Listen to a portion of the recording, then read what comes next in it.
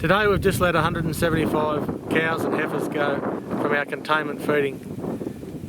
About at the end of February we were faced with a pretty challenging decision to early wean our calves at 4.5 months for the second consecutive year, and what to do with the cows. The decision was made, we'd already bought some feed, the decision was made to lock them up entirely.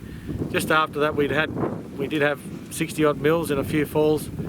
We had quite a bit of forage sorghum country that was fairly chewed down, so we decided to lock them up and let our country get away.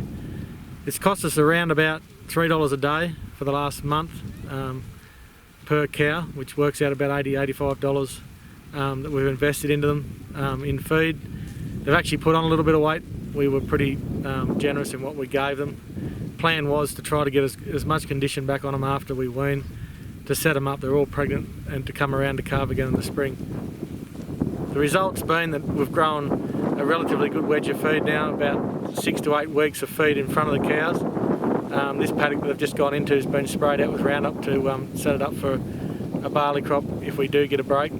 So we've got about 400 acres, 160 odd hectares I guess, of sorghum that's better than this. That they'll move around now, and then hopefully we get some more rain on our winter crops and pastures to carry them through to spring.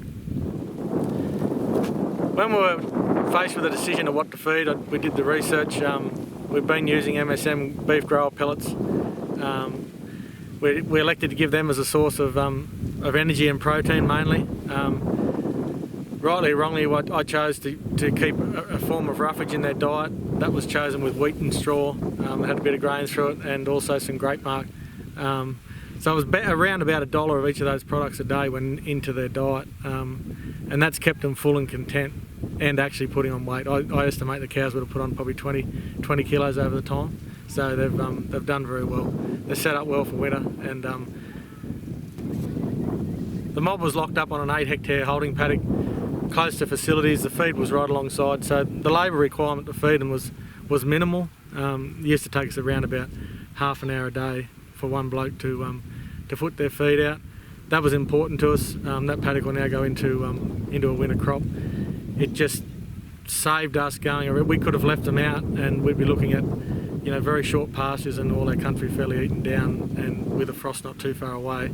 At least now we've got some body of feed in front of them. If we do get a rain in the next few weeks, it will grow away.